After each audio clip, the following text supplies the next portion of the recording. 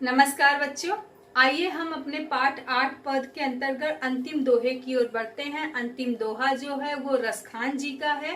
उसके अर्थ को मैं आपको समझाऊंगी। तो पहले थोड़े में उनके जीवन परिचय के बारे में जानकारी प्राप्त कर लेते हैं। ठीक है। रसखान जी का जन्म 1533 में और मृत्यु 1618 में बताया जाता है। इनका जो असली नाम था या पूरा नाम था वो सैयद इब्राहिम और इनकी प्रमुख रचनाएं सुजान, रसखान एवं प्रेम वाटिका है। इनकी भाषा ब्रज थी, शैली मुक्तक। ये सगुण काव्य धारा की कृष्ण भक्ति के शाखा के कवि थे। ये दिल्ली के पठान सरदार कहे जाते हैं। ये किसी बादशाह के वंशज थे। ये गोसाई विठलनाथ के शिष्य हो गए थे, अर्थात इनके गुरु का नाम गोसाई विठलनाथ था। इनके एक एक सवैये वास्तव में रस के खान है, इसलिए यथा नाम तथा गुण के अनुसार इनका उपनाम रसखान पड़ा। इनके काव्य में भक्ति श्रृंगार रस दोनों की प्रधानता मिलती है। रसखान जी कृष्ण भक्त थे। इस प्रकार से बच्चों ये अकबर के समकालीन रहे समय था, उस समय के ये रहे हैं, ऐसा कहा जाता है। समकालीन मतलब उस समय के, उस काल के ये रहे हैं। ठीक है।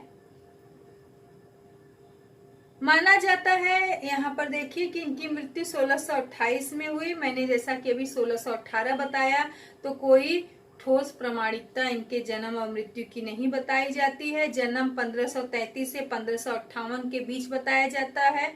उसी प्रकार मृत्यु 1628 में वृंदावन में हुआ।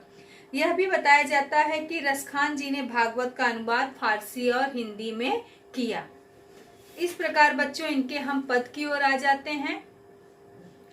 धूरी भरे अति शोभित श्याम जु वैसी बनी सिर सुंदर चोटी, खेलते खात फिरे अंगना पग पैजनिया कटी पीरी कछोटी, वा छवि को रस खानी बिलोकत वारत काम कला निधि कोटि, काग के भाग बड़े सजनी हरि हाथ सोले गयो माखन रोटी। इस पद का अर्थ इस प्रकार इनके दोहे के अर्थ को समझते हैं। यहाँ पर देखिए, अभी आप लोग इनके जो दोहे है उसको सुनेंगे। सुनिए, अच्छी तरह से सुनिए बच्चों आप लोग दोहे को। धूरी भरे अति सोहत श्याम जु तैसी बनी सिर सुंदर चोटी, खेलत खाते फेरे अंगना पग पैजनिया कटी पीरी कछोटी, वा छवि को रस खाने बिलोकत वारती काम कल। आप लोग आगे का इसी प्रकार और देखो, पढ़ लेना, सुन लेना। अब इसके अर्थ को मैं आप लोग को समझाती हूँ। धूरी भरे अति शोभित श्याम जू। धूरी मतलब धूल, रज मिट्टी जो होता है ना।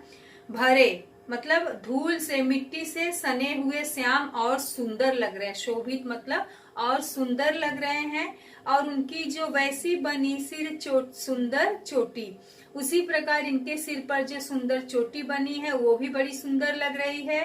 खेलत खात फिरे अंगना, खाते हुए हाथ में रोटी लेकर, हाथ में जो रोटी है उसमें घी लगा हुआ है, उसे लेकर वो आंगन भर घूम रहे हैं। पग पैजनिया कटी पीरी कछौटी। पैजनिया पग मतलब पैर में पैजनी पहनकर, आप लोग देखते हो छोटे बच्चे लोग को पहनाया जाता है ना घुंघरू वाले पैजनी, पायल, बहुत आवाज करता है जब बच्चे चलते हैं, तो उसकी जो सुंदर आवाज है वो बहुत अच्छी लगती है। तो उसी प्रकार उसे पहनकर और कछोटी एक प्रकार की लंगोटी जो बच्चे पहनकर वो पूरे आंगन भर घूम रहे हैं, मस्ती में अपने टहल रहे हैं, खेल रहे हैं, घूम रहे हैं।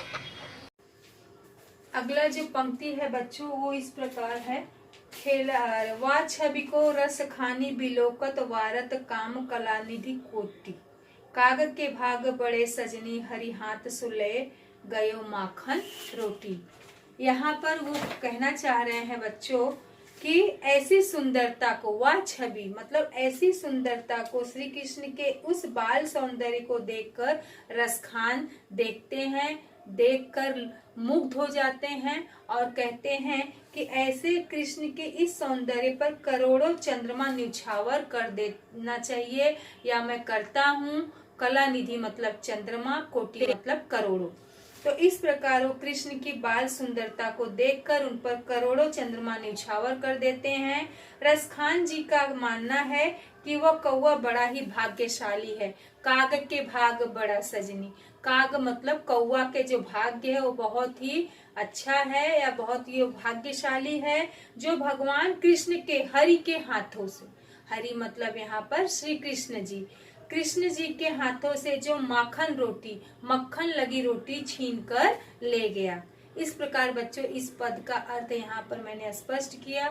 उम्मीद है आप लोगों को सारे पद के अर्थ को आप लोगों ने समझा होगा, अच्छी तरह से जाना होगा। अब हम लोग इससे संबंधित प्रश्नों के उत्तर को लिखेंगे। धन्यवाद।